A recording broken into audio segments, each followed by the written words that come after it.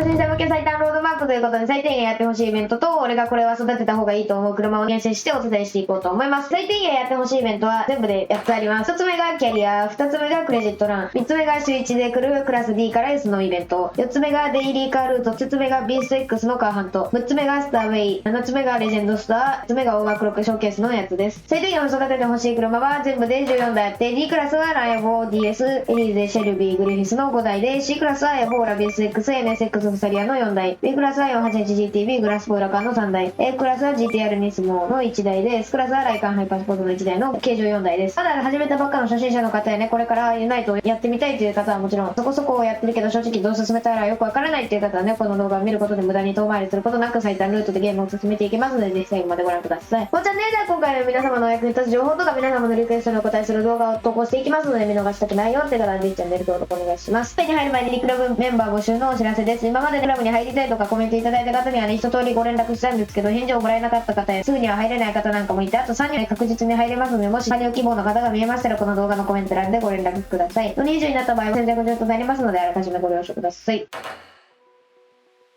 一番最初にやるべきはやっぱりキャリアっていうやつなんですけど、キャリアって何かっていうとこんな感じで1から6ページまであるんですけど、これのためにやらなきゃいけないかっていうのはデイリーイベントとかマルチプレイとかスペシャルイベント、こういうのをアンロックするのに一番最初にこのキャリアをやらないとそういうのもできなくなっちゃうので、やらないといけないっていうのがまず1つ目の理由で、2つ目はですね、車も結構ゲットしやすくて設計図がたくさんもらえるような機能になってます。この1ページ目をクリアすると Z4、カマロ、DS、C クラスのモノダッチがもらえると。1ページ目は4台と。どこまでやるべきかっていうことなんですけど、2ページ目は絶対やった方がいいかな。3ページ目まで俺もざっくりしてないんで、理想は4ページくらいまで進めること。始めたばっかりの方は2ページ目まででいいかな。その後はデイリーイベントとかをやっていけばいいから。なのでめちゃくちゃ初心者の方はページ目、始めて結構経ちますよって人は4ページ目までやるのが理想ですかね。今ね、囲ってるフェラーリっていう車が結構いろんなイベントで要求されてくるので、ここまではやっておいた方がいいかなと思うんですけど、今ね、こうやって矢印マークもちょっと見にくいんですけど、ついてるんですよ、一個一個。でこの順番にクリアしていけば基本的にいいと思いますんで、矢印がついてないイベントは別にやらなくてもいいかなっていう感じですね。このキャリアも車が結構必要になってきて、車がなくてできないっていうこともあるんですけど、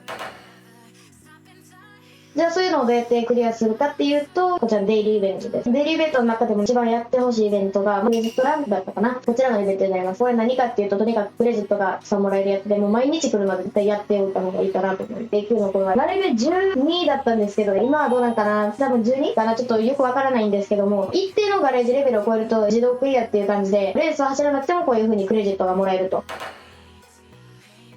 次は今ちょっと出ないんですけど、月曜日から金曜日にかけてクラス D が月曜日、 C が火曜日、 B が水曜日、 A が木曜日、 S が金曜日っていう風に来るイベントがあるんですけど、このクレジット欄の横に来てますね。いつも土日は代わりでなんかしてるんですけども、これもね絶対やった方がいいと思います。オープンクラスカップってやつとデラックスクラスカップってやつです。これは土日しか来ないので、でもねこれも設計図結構いっぱいもらえるんで、これもやった方がいいかなって思うんですけど、こっちのデラックスクラスカップっていうやつが特にやってほしいんですけど、ちょっとタイムが厳しくてですね、タイムがきついよって方はこっちのオープンクラスカップをやってもらえればなと思います。次ですね、これデイリーカーロットっていうイベントなんですけど、これもね毎日来ます。これでもらえるのがトマロと 370Z と C のチャレンジャーと PHGTS クーペです。あとバルカンとチェペダリオと、これを毎日やってればね、基本車両となってくる車をゲットすることができるかなと思います。これでもゲットできない車っていうのは絶対あるんで、そういうのをどうやってゲットするんかって言ったら、今はキャデラック支援のやつが来てるんですけど、水曜日に来るレッドバリード BSX っていうやつのカーハントがあるんですけど、絶対それはやった方がよくって、BSX って言ったら分からない方いると思うので、とりあえず車で見せますので、これね俺がやってなくて正直めちゃくちゃ後悔した車で、もう今本気で頑張って星4まで持ってきたんですけど、スペックも割といいんですけど、このイベントは排出率がいいので結構すぐに星マックスすることができます。なんでやらなきゃいけないかっていうのは次のやっておいた方がいいイベントにつながってくるんですけど、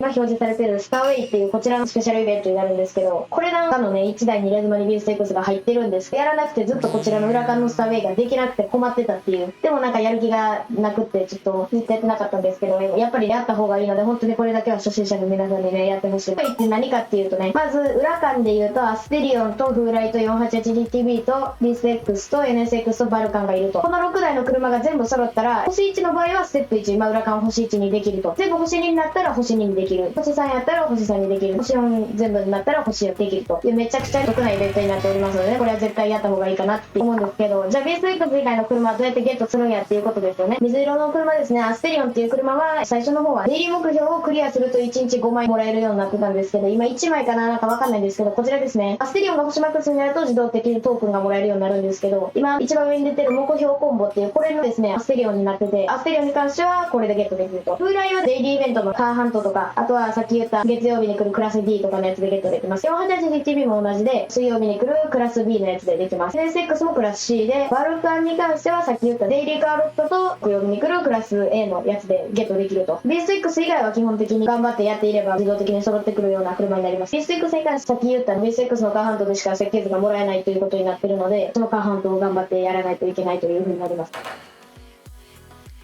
次がマルチプレイなんですけども、いろいろあります。警察のやつ、右マルチと左マルチとあるんですけど、一番左のメインのやつですね。このマルチはもう本当にやった方がよくって、初心者さんに絶対最初に配られるこのランサーエボリューションから始めることができるので、誰でも簡単に他の人と対戦することができて、まあ楽しいっていうのもあるんですけど、やっぱりね、報酬がよくって、順位とかの報酬はもう俺でも無理です。取れてないんで無理なんですけど、こちらマイルストーンってやつです。これの報酬が結構良くて、ここでトークンをもらえたりとか、ボディキットパックをもらえたりと、まあ、めちゃくちゃお得なのがマイルストーンになって、これの報酬を取っておくことで自然にクレジットとかトークンとかを貯めることもできます。トークンはマルチが一番メインかな。あとはデイリーイベントの一番右にあるビークリーのイベントですね。これもランエボからできて、3回 AI に勝つことで60トークンがもらえると。でもね、これね、ちょっと初心者さんには AI が結構強くて、ちょっとランエボでクリアするのはきついかなっていうことで、一番おすすめの車がこちらの DS の車になるんですけど、これがさっき言ったキャリアとかでもらえるので、これは取っておいた方がいいかなっていうことで。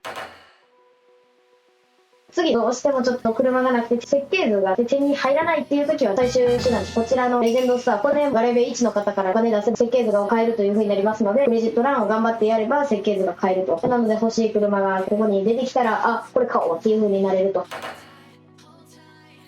そして最後ですね、オーバークロックショーケースと、こちらのイベントになってます。車に関してなんですけど、全部無料でお試しで車が乗れるので、車がない方でもできると。オーバークロックっていう機能は、車をアップグレードしなくても、ちょっとだけランクと性能が上がるという風になっておりまして、レースを完走するだけで6枚とか、結構な枚数もらえるので、これはやった方がいいかなと思います。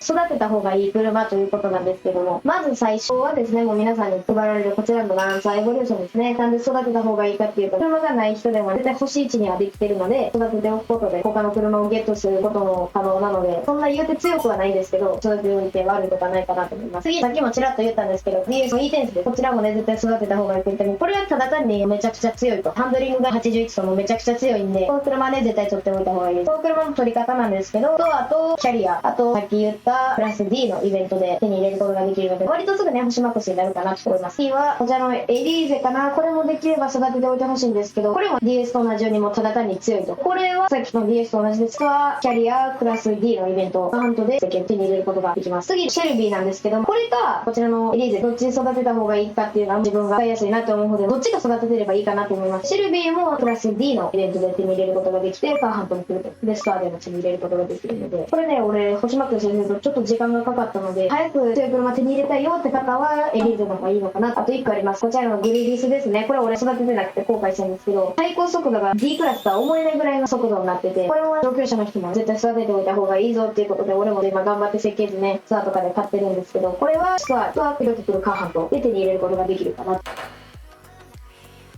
次 C クラスはエボーラのこちらの車です。これなんで育てておいた方がいいかっていうのは、最高速がね、割と高くて、結構ね、挙動とかも初心者さんには扱いやすい車なので、取り方はクラス C のイベントとストアと、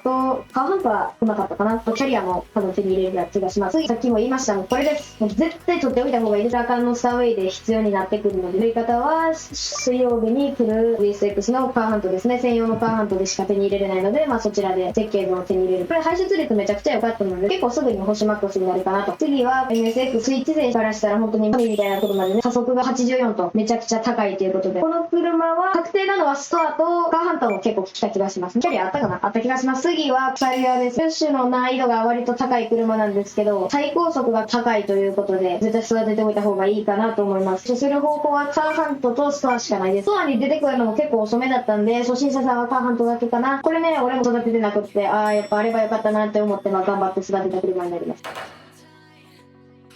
ということで次は 488GTB です。これはもうただ単にマルチとかで使いやすいし、シルバーリーグから他にも結構使える車になりますので、それだけですね、理由は。結構強いです。ハンドリング以上に結構曲がってくれる車なので、かなと思います。今週はクラス B のイベントと、スターとキャリア、カーハントの4つです。次はグラスコです。シモレコルベットのグランスフォースと。なんで育てた方がいいかっていうのはもうただ単に強いからだけなんですけど、ハンドリングとニトロがもうえぐい数いってるんで、これは絶対ね、育てた方がいいと思います。入手は初心者さんはスコア厳しいかな。カーハントだけですね、多分。カーハント頑張れば星マックスいくから。次はラカンね、もうこれも絶対育てた方がいい。入手はスコアかスターウェイだけです。ラカンからは中級者さん向けになってくるんですけども、とにかく強いから育てた方がいいと。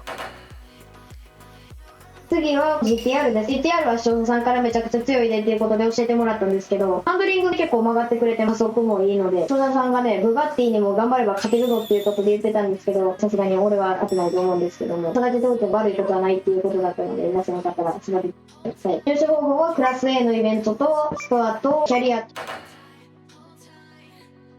次です。プラス、ライカンのハイパースポーツなんですけど、これはただ単に入手しやすいのに普通にめちゃくちゃ強いということで、入手方法は、ストアは多分きついんで、金曜日に来るプラス S のイベントで獲得することができる。